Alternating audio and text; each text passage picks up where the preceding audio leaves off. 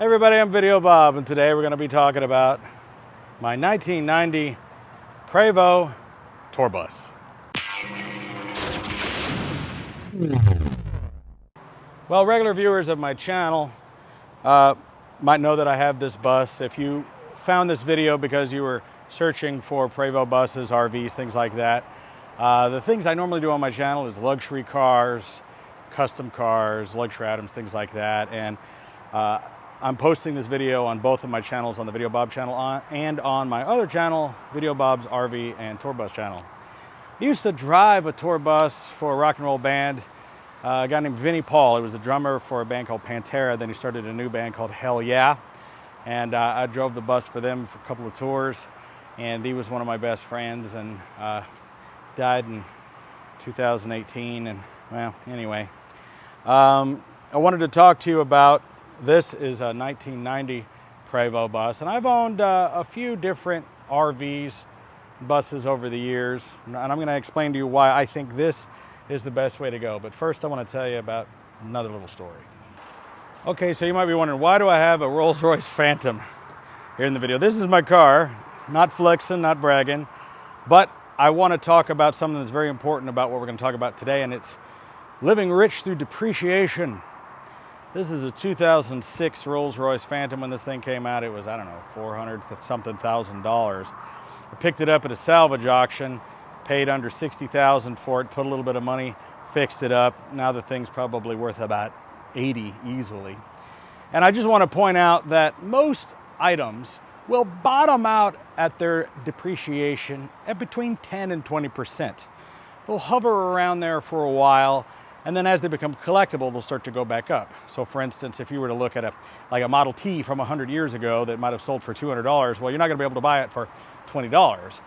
It might cost you $10,000 or $15,000.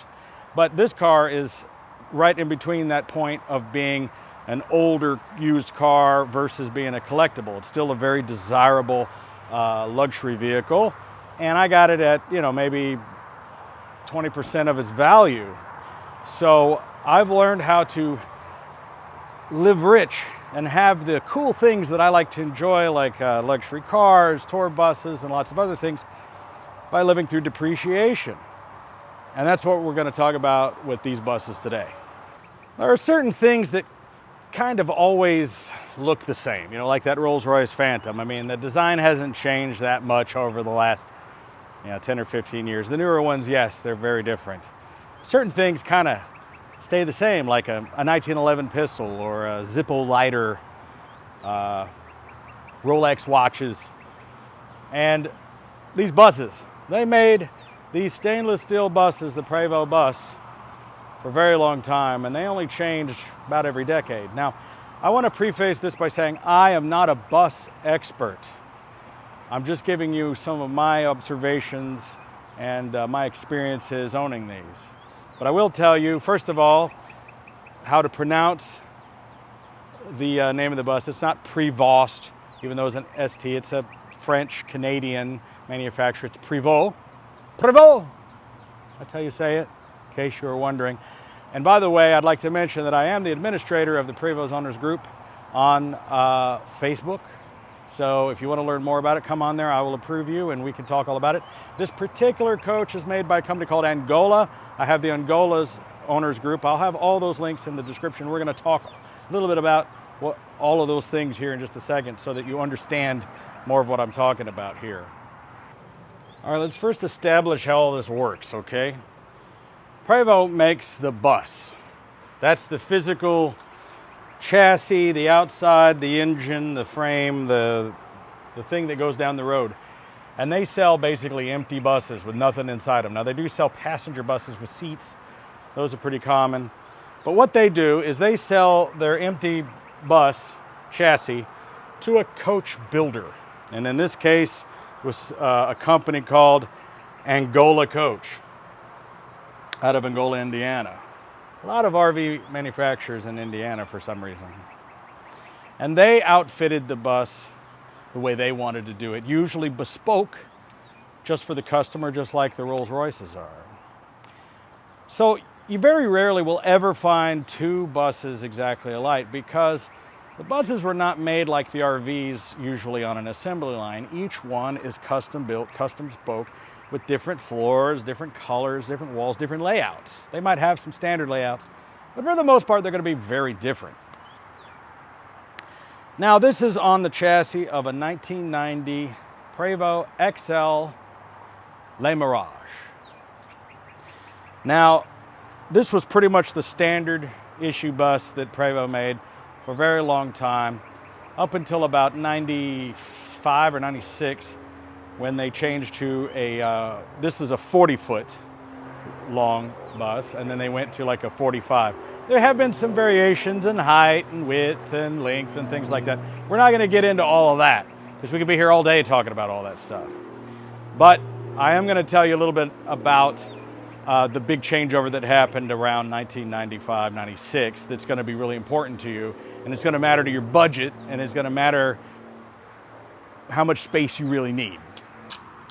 All right, coming around here to the business end of this thing is the Detroit Diesel 8V92. This is an automatic, this is a turbo. This is a big diesel engine. Now, this is a two-stroke engine. Now, up until about 95, 96, this is the engine they used for a long time. It uses a special oil, which is a low ash straight 40 weight. You have to get D-Low 100. Write that down if you have one of these. It's the only oil you can use, and it generally can't find it. You have to order it in. That's kind of a pain. But it's a really reliable motor. I mean, you know, 500,000 miles on one of these it's nothing, right? It's nothing. You find one of these with a couple 100,000 miles, don't worry about it. It's not going to be an issue. Diesel mechanics can hear these things coming a mile away because of the way they run. They run at a real high idle, and they have a certain sound to them. But what happened after about 95, 96, somewhere in that area, they went to the Detroit Diesel 60 series. Much better engine, more horsepower, 4-stroke, runs cooler. It's got twice the longevity, much better engine than this one. There might be some mechanics out there that would argue that. But that's one of the reasons you're going to see a huge spike in price between, let's say, a 95 and 96 and up. Because as you get into the 45-foot long, they're longer, usually. You can get, you know, these are 40-foot, 2 strokes. You get into the 45-foot, and you're going to see a price of double or triple what you can get one of these for. Now, what can you get one of these for? I got this one for about 75 grand. That's about 10% of its original value. Back in 1990 when this thing was new, it was $750,000. 10%. 10% I paid of its value. A brand new Prevost tour bus made by a coach builder nowadays would cost you $2 million bucks. This is the way they go, folks. Trust me. Okay, there's a bunch of different factors when you're looking for one of these. Now, one thing is an entertainer bus is what they use for tour buses. Those are usually stripped down. They have maybe 6 or 12 or even more bunks, just sleeping bunks that are made for sleeping. Sometimes there's a lounge in the back, little lounge up front. They don't generally have large kitchens. They don't generally have full bathrooms. They just have like a little toilet, maybe a little, you know, sink, a little bitty refrigerator, but they're made for sleeping. They're made for the crew and the band to sleep while going to the next gig. Those generally have smaller fuel tanks, very small water tanks, holding tanks, but much more luggage capacity, because those are made for carrying guys and their guitars and drums, and they're sleeping. The crew is asleep. That's not necessarily what you're looking for with an RV. What makes this bus so great is it was built as an RV. Now, you've got all of these big stainless steel doors on the side. This one, and they're always different, by the way, but this one here, this is my water bay, where I have my water heater, which is a heat transfer. The engine coolant runs through there and heats it up. So when you're going down the road, the water coming out here is piping hot. And then I have my different water fixtures and valves and things. I can hold 150 gallons of fresh water in this thing. That means I can go bug out somewhere for a good week, taking showers, washing hands, flushing toilets. I've got a lot of water. This little space here is reserved for the heating and air conditioning. It goes all the way through to the other side. Now, your generator will be in a lot of different places. They can put it anywhere they want depending on where you're going to be sleeping. Since my bedroom's in the back, they wanted to put this up front as far as they could. And I did a video all about this generator. I could put a link in the description. You can go see it on my other bus channel. Or if you're already on the bus channel, go find it in my other videos.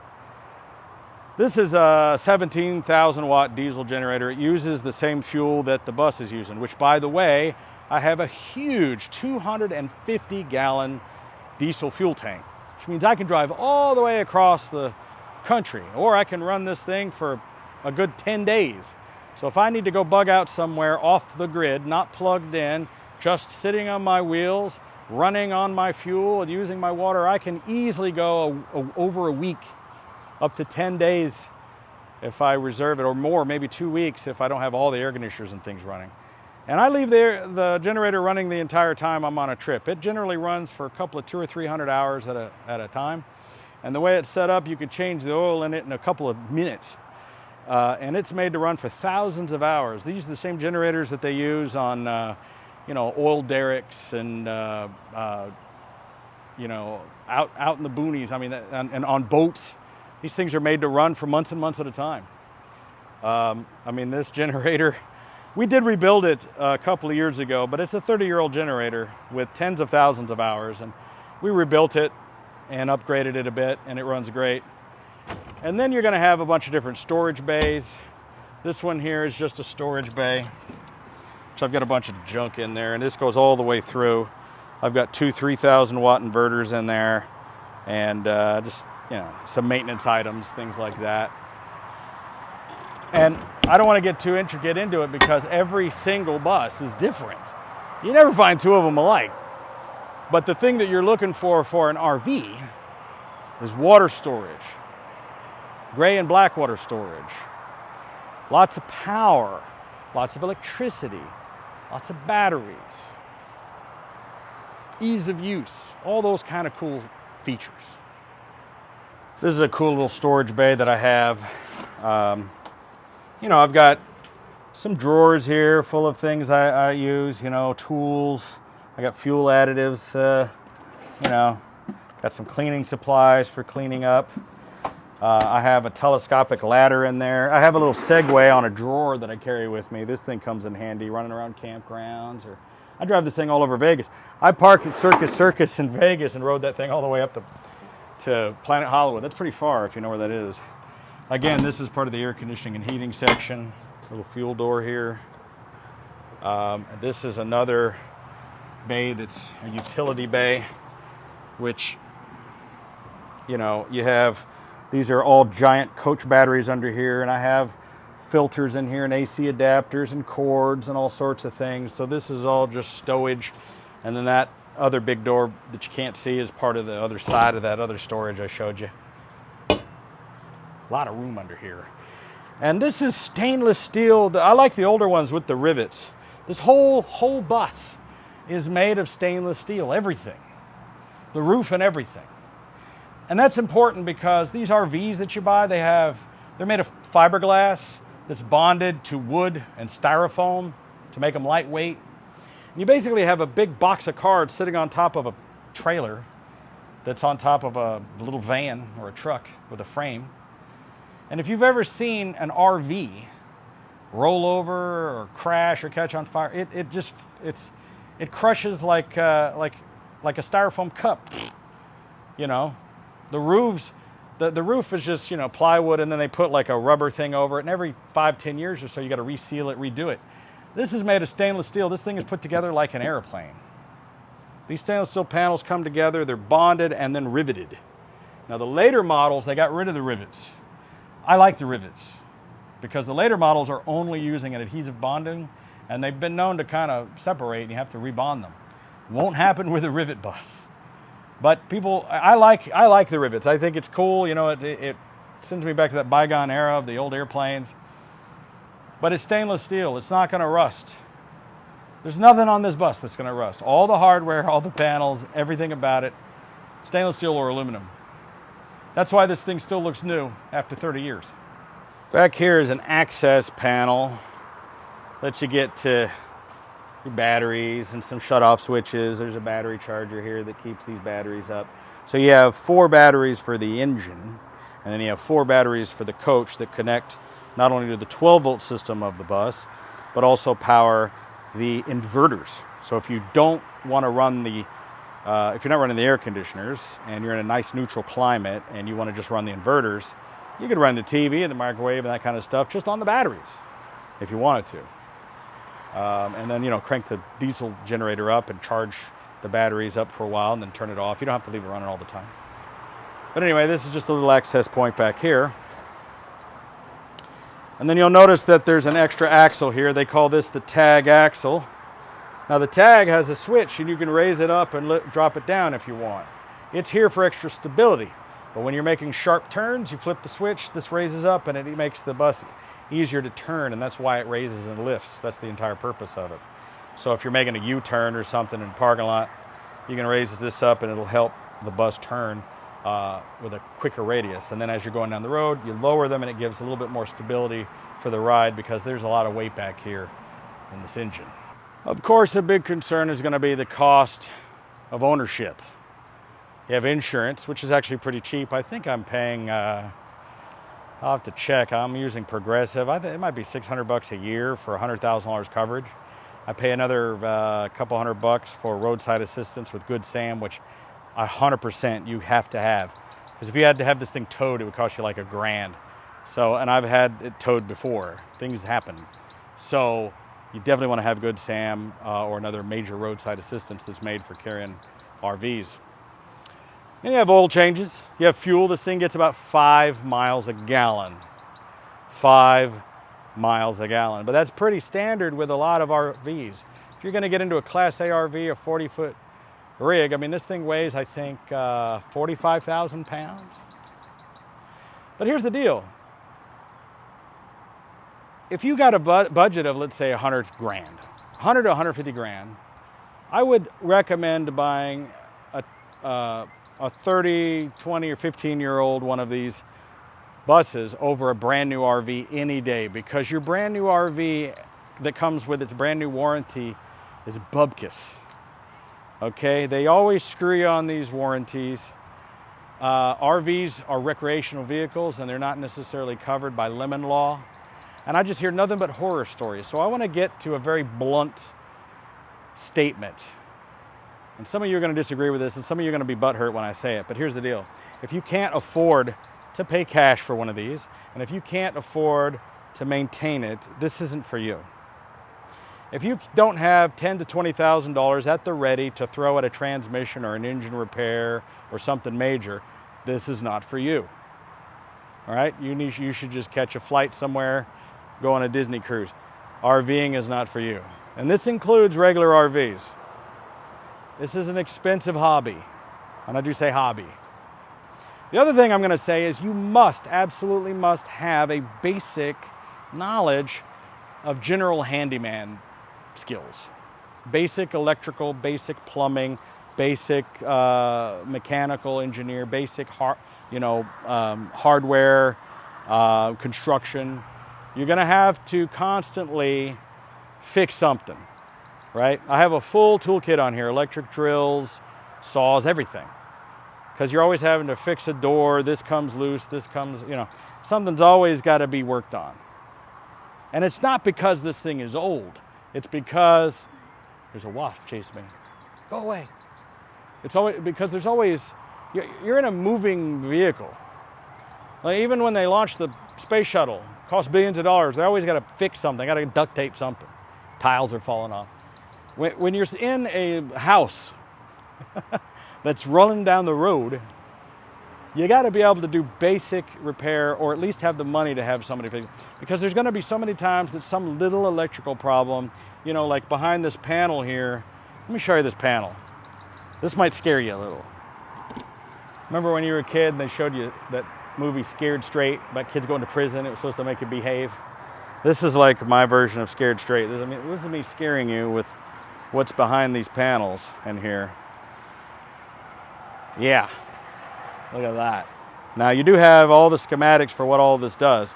But like for instance, I've personally replaced this relay twice. You know, this runs a fan motor in there. These are a lot of thermal breakers. There's a lot of stuff going on in here. And if you don't have the basic knowledge to read a very basic schematic and make simple repairs with fuses and electrical stuff, this may not be for you. I mean, look, you can always hire a mechanic to come out and meet you wherever you are. But you might be sitting for hours with no air conditioning or no whatever, or the inability to move. Now listen, I don't do major repairs myself. I get those done by a diesel mechanic or a bus mechanic or RV repair. But just regular basic stuff, changing fuses, light bulbs, putting in screws, tightening things, you're gonna have to do that a lot. Things get loose. One of the things that people notice right off the bat whenever they go in and out of a real bus is the door. These RVs have these like screen doors. They're the flimsiest crap you've ever seen, usually in the middle. The doors on these things are like a bank vault. You'll see what I mean if you ever check one out. This door must weigh 500 pounds. It's like a bank vault. Okay. Now, back when they built this thing in 1990, they had regular tube TV in here. I've replaced that with a flat screen, which I actually use for a security system. Here we have breaker panel for you can turn on anything and everything that's inside the coach. Back behind here we have some storage. It used to be full of like VCRs and stuff. I just have a Bose speaker system in there, and you can see the Bose speakers all around the coach. And this is the cockpit area where you drive. Now these little shades here, I got them from like IKEA. They were literally like 10 bucks. All right, and I'll show you a little bit more about the dash and how this thing works in just a minute. Just kind of showing you the interior when you come in. This is a rooftop unit. What I mean by that is the air conditioning runs along the roof here. So we have 3 rooftop units that are vented. So unlike an RV that just has like the plastic thing that's loud, just blowing, I mean, you're still gonna hear the air blowing in here. But they also make units that are called basement units, where they'll put in like a home style unit down in the basement of the thing and vent it up through the floor and down the sides. You also have what's called the bus air, which is the air conditioning that the bus has that runs out of the vents that would be used for, you know, like in a passenger bus. So you have bus heat and air plus the additional heat and air in here. And I'm going to show you how we've taken a 1990 bus, kind of brought it into the future a bit. Huh? That's not too bad. I've got this leopard throw on top of the couch just to keep it clean, but it's, you know, just a basic couch. I picked up these barrel chairs from a local furniture place. I think they were $500 a piece. There was some kind of purple stuff in here and pink carpet, or, you know, that's all gone. Had this booth upholstered. I washed my hands. I was touching all them dirty panels out on the thing. And this is the thing, I have a full kitchen. This kitchen is about as nice as the one that I have at my house, I have to be honest. I have some modern appliances in here. And what's crazy is, in order to get the big appliances in, they have to come in through the windshield. You have to take the windshield out, because they're too big for the door. Still have the 1990s trash compactor, which I actually dig. It's kind of cool. Now you'll notice over here I've got this big giant, what is this, 65-inch flat screen TV. I talked about this in my on my channel, my Videobob's RV and Bus channel. Basically what we did was we made a big panel that covered up these 2 windows, you know, with plywood. I took a basically piece of plywood, took it down to an upholstery shop, had them upholster it, screwed it into the ribs of the bus, mounted this TV onto the wall securely, ran a wireless HDMI system, and now I have my Apple TV that runs to the front and the back, and then a Toslink fiber optic that runs to the Bose Acoustimask. So I sit in here and I don't need to see out the window. What am I going to see? A parking lot, right? I can watch Netflix and YouTube in here, and I no longer need the satellite dish. I talked about this on my other channel.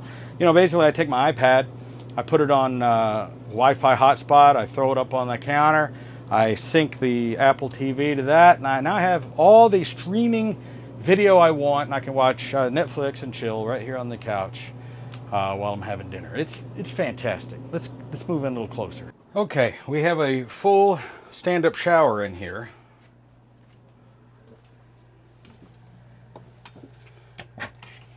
And let me tell you, the water pressure in here is very, very strong. Actually, this can fit in 2 different angles. There's a little fan up here to pull the steam out. Let me tell you, I have to be honest, the shower in this thing is actually better than the one in my house because I have really overpressurized the system. But when I turn on the water pressure in here, it is strong. I'll try to demonstrate best I can. I mean, it's kind of hard to tell from a video, but I mean, that's decent, you know? And by the way, if you have all the hot water you want, you'll never run out of hot water in this thing. This is going to be difficult because, you know, I'm surrounded by mirrors. But anyway, the toilet in this thing is really cool because it's an actual porcelain toilet. And it's got basically a garbage disposal built into it. They use them on ships and things, but you press a button and it's powered. And what it does is it's kind of like an airplane almost. You know, it sucks down the stuff and grinds it up into a nice soup. So you never have any chunks in there. But compared to the RVs that have like the little foot pedal, this plastic, this is way better. Sorry if you can't see it. There's tons of storage in here. You know, I mean, like I said, every one of these is completely different. Now, everything, you know, latches and locks. And there's plenty of room in here for a person to do what they got to do. My wife puts on her makeup in here. I take a shower. I shave. And there's pocket doors that close off each section so that you can have privacy. Now, one of the things I really love is I have a washer dryer. This is a Splendide combo unit. It's both a washer and a dryer. It's fully automated. It'll wash, rinse, and then dry. My only complaint is it seems to run a little hot, even on the lowest setting. Up here I have some of my media stuff. I've taken out all the old media stuff. I just got my Apple TV in here and a DVD player. We're not using the satellite stuff anymore. We don't need any of that anymore. The laundry room down in here. This is all storage, coat racks. I don't know what all I got in here. Keep my vacuum in here. I hung this Dyson up in there. I keep some of my clothes and equipment in here. The other thing you want to have is lots of tools. You've got to have a lot of tools. I carry with me a little bit of everything. I mean, I have wrenches and fuses and zip ties and screws and flashlights and screwdrivers and first aid kits and, you know, drills and just everything that you might need for doing electrical or whatever you got to do. All right, moving back here into the bedroom, you can see big giant TV. This used to be windows. I'm not going to lay in bed and look out the window. I don't need a window. I'm going to black out the windows. So we did the same thing here. We did the plywood treatment with where we had it covered, mounted it to the walls, had all this custom trim made, and of course I did this red LED lighting all throughout the whole rig, which is really cool because of course I love that. And I got a 65-inch TV here with Apple TV and sound bar. It's fantastic. It's like laying in bed at a drive-in. All right, now I will say it is pretty tight quarters back here because I've got, well, a lot of bed. I wanted as much bed in here as I could get. This is one of those foam mattresses. Brought the thing in a box and it expanded like a giant marshmallow. So it's almost soundproof back here. You got double pane windows. The engine is basically behind this. So when the engine's off, the generator's way up there and you got the door closed, man, you can't hear anything in here. That's why I had to put a little doorbell system in case somebody's trying to ring the bell. I put in this little tiny fan It's on a remote. Comes in super nice. Let's see. How's this thing work? Oh, there it goes. There we go. Got a remote. Have a radio back here. Alarm clock. Controls for the air conditioning, which is right above. Turn that off.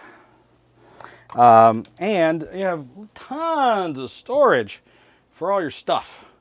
Now, what's interesting is I actually keep an entire wardrobe on the bus that's almost identical to my regular wardrobe. People ask me all the time, do I really wear black shirts every day? Yes, I do. Just into my closet here is just, I got a bunch of black shirts and some coats. And that way I don't really have to pack, because I know I'm going to wear a black shirt, because that's all I usually wear. And then I just went and I put a couple of weeks worth, about a week's worth of, got some underwear in here and some socks. So I don't have to bring clothes necessarily. I bring maybe a few pairs of pants or a suit or whatever particular thing. But that way I don't have to bring all my stuff with me. And I'm always ready. Even here, if I'm at my shop or wherever I am, if I want to come in here and change clothes or take a shower, I can do that anytime I want. Sometimes I come in here and just take a nap for a while or watch TV. It's great. Take a meeting in here, have lunch. So it's great to have basically an extra house. And it makes it easy to get around. But gosh, there's so much storage. There's just little cubby holes everywhere. You can carry everything you need in here.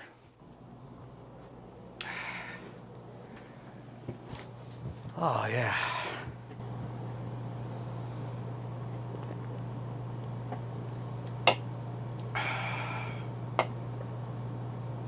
This is nice. I have an extra house on wheels. There's been times where they were working on the roof of the house, or whatever the situation is. Maybe you have a fight with your old lady.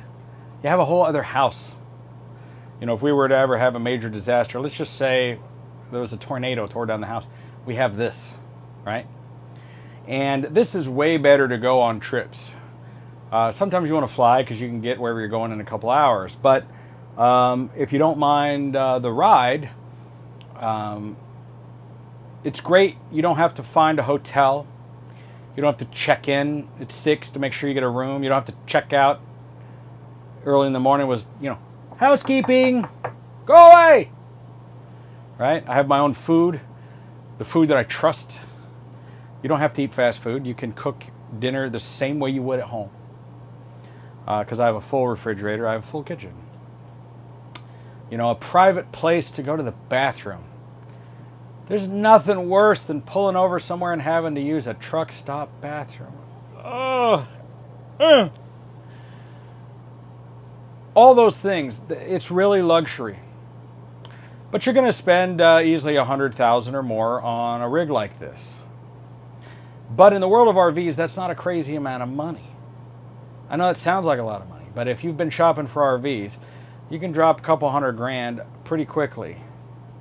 So, what's the real difference between a 30-year-old Prevost and a brand new $150,000 bus? Well, this thing, compared to an RV, is just a tank. It will last forever. 100 years from now, there's still a good possibility that this bus could still exist if it doesn't get wrecked. Even if it's just a carcass sitting in a field, it'll still be there in one piece. If you ever want to see what RVs are really made of, go to an RV junkyard. There's one in Kentucky. I think it's called Vision 1. And I walked around there looking for parts for this thing. I stopped in there and got some work done. I was actually there. It's kind of a long story. I had a 4Travel, and the 4Travel is a pretty good rig, but it's still a plastic bus. You know, plastic RV rather. I was getting some work done, and I was walking around this junkyard, and I noticed that one of the biggest things that happens to most RVs is fires.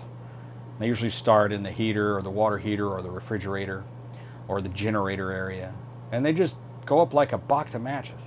But the buses, even the buses that catch on fire, they still survive way better. And when you see a bus that's rolled over or crashed, good chance the driver might die if you run into something pretty big, but they're pretty survivable. They're just built so well. So I trust my life to this thing. And it's a good investment. And I talked to you earlier about depreciation. Well, I've owned this bus now for several years, and I have put some money into it. But if I decided to sell it, my loss would be minimal. But if I had spent $100,000 on a fiberglass wood RV, well, we all know those things, they depreciate to a level that is even below 10%. A 30-year-old RV from 1990, you couldn't give it away, and you probably wouldn't find one anyway because it would have disintegrated by now. Wouldn't be anything left. So keep in mind that the investment you make in these is sound. Also, when you come rolling in a bus, you get treated a lot better. When I come into a campground or wherever I'm going, it's sort of like that Rolls-Royce. I get treated like I'm a rock star. When I'm filling up at the truck stop, people come up and say, "Hey, who's in there?" "Me." "Who are you?" I'm like, "Go find out." Or we pulled into Universal Studios. They thought we were a charter bus. They just waved us through. They were like, "Yeah, go ahead." They didn't even charge us to get in. Here's another thing, parking this thing. I parked this thing on Hollywood and Vine with a trailer. I carry those orange cones with me. I go to LA all the time. I park at on Sunset in front of the Rainbow, right? In front of the Whiskey. Do it all the time. I park in front of Amoeba Records. Went in there shopping. I parked it, threw a cone out, turned the blinkers on. Nobody said anything. Everybody just assumed it was, some official bus. That's the great thing about it. If it looks like a real tour bus, I've pulled into concerts. They just waved me through. I don't even ask for my credentials. There's really a powerful statement being made when you come rolling in with a Prevost bus. And when you're talking to other people that have RVs and tour buses and you throw that name at them, you say, "Well, I daily drive a Rolls-Royce Phantom and I have a Prevost bus." They look at you like you're some kind of billionaire. And the reality is, I have less than 150 grand between the two of them. Live rich through depreciation. That's the trick. You can do it. Okay.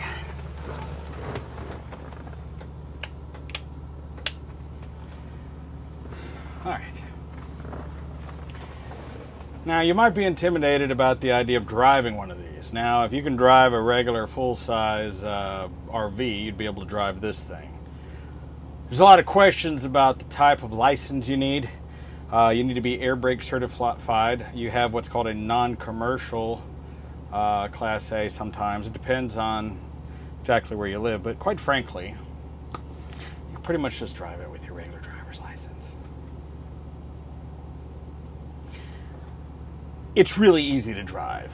Once you learn your space, you know basically how long you are. And like I said, if you're going to be driving a Class A RV, you can definitely drive this thing. This thing floats down the road like it's on a magic carpet. And you have tons of visibility here.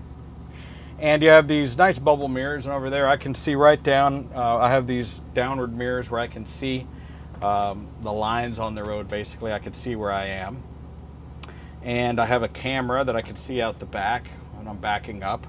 And I have my mirrors, which are both adjustable. Right now I have the engine running on high idle, and I'm running up the air. Let me drop it down.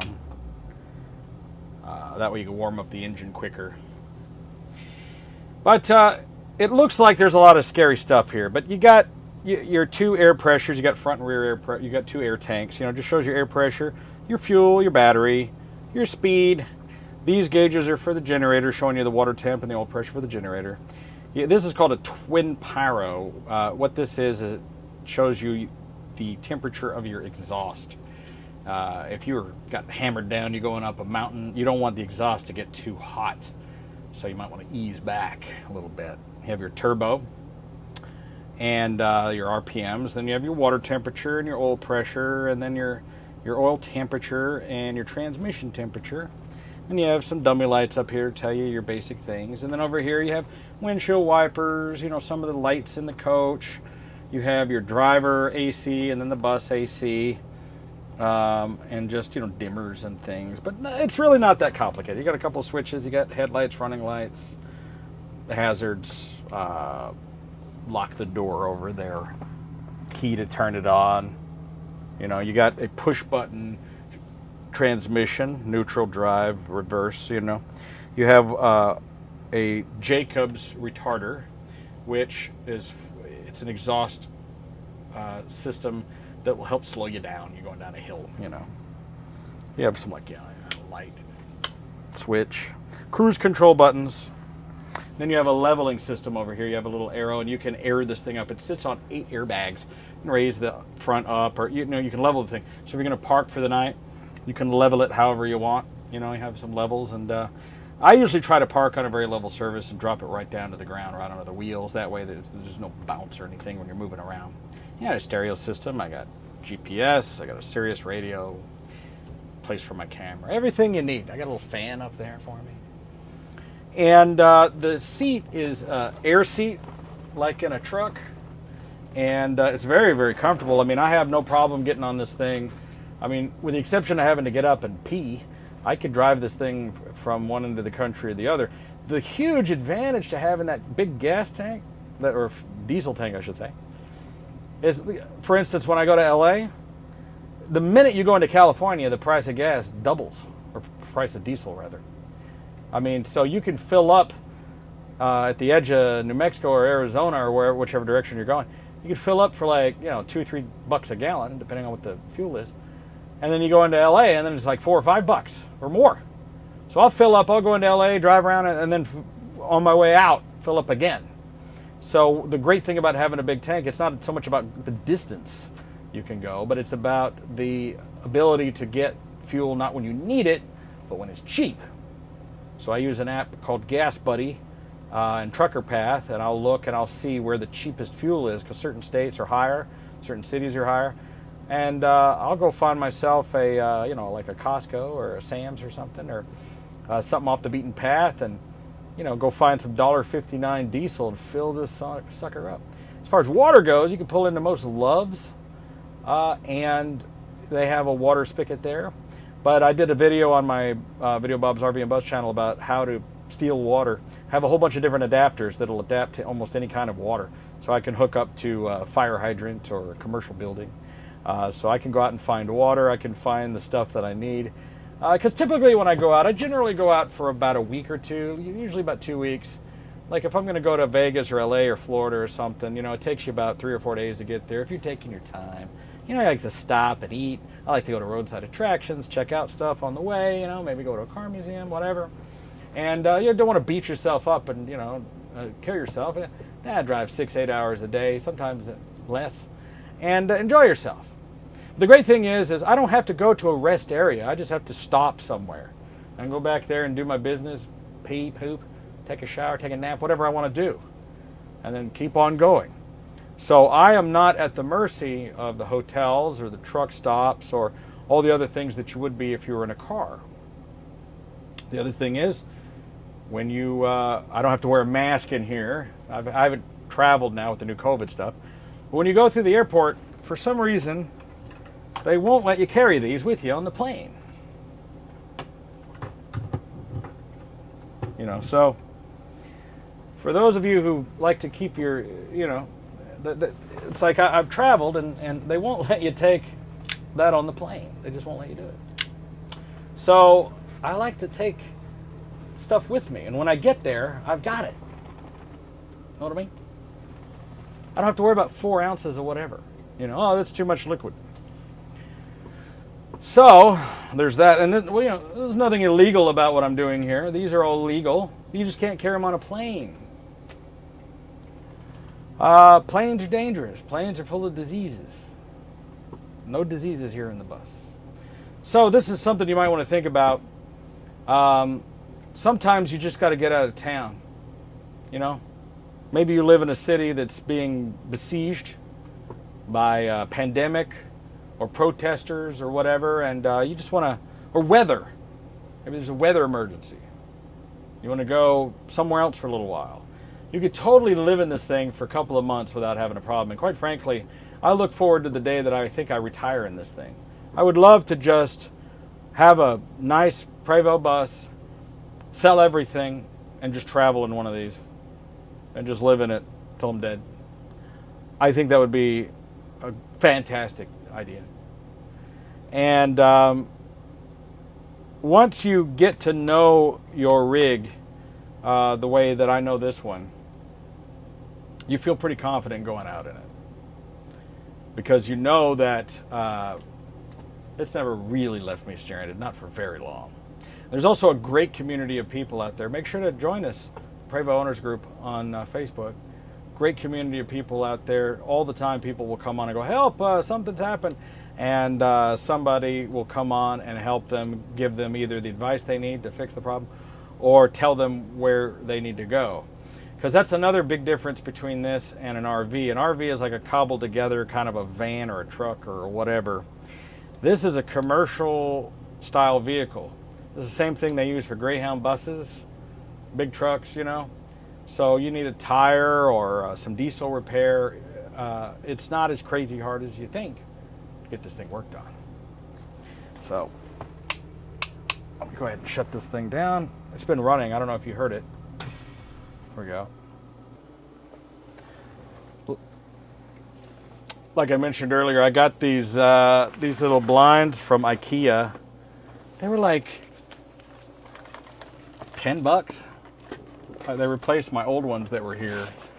And they also work as sun visors as well. That's the other cool thing about them. Get it to lock. There we go. That took 2 seconds. I have privacy.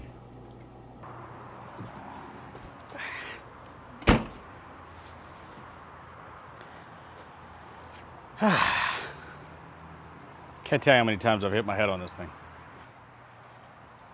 My Prevost is one of my proudest possessions. It was a milestone for me.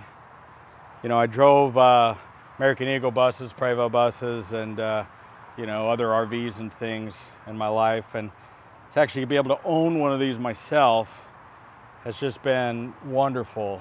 I've traveled the country, got to see and meet so many great people and great things. And I don't really see a time that I'm going to want to get rid of this thing. I really do love it. And that's why you'll see that there's such a passion for these. That's why you find communities of people who love these, just like on the internet forums. Most people who have these various different plastic RVs hate them. They're burdens.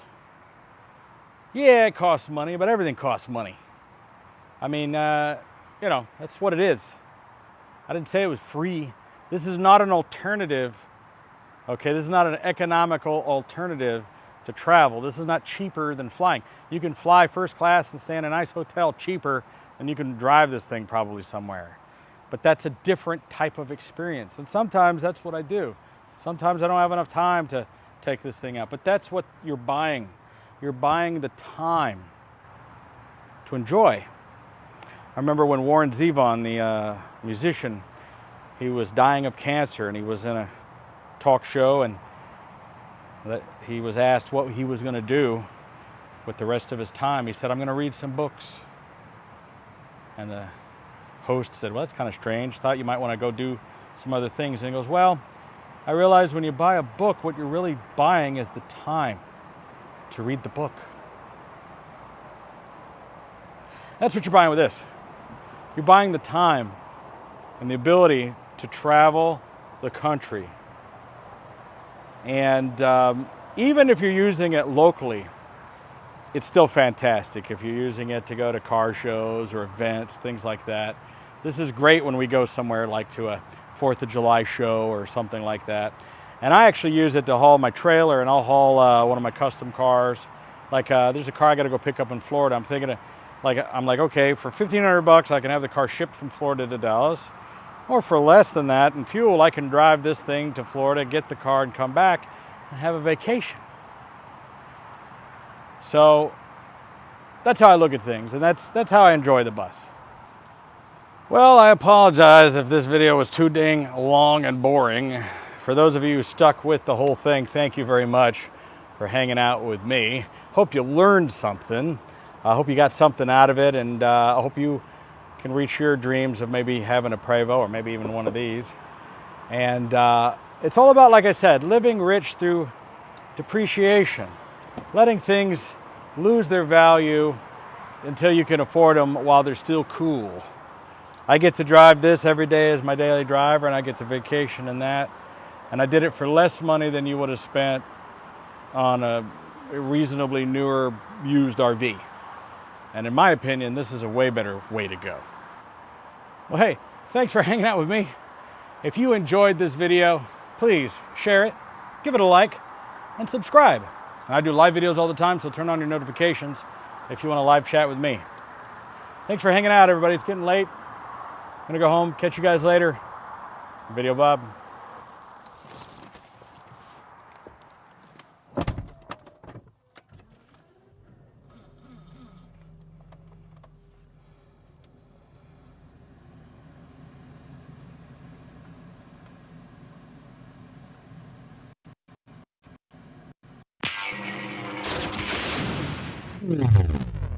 Subscribe to Videobob because I know where you live, bitch.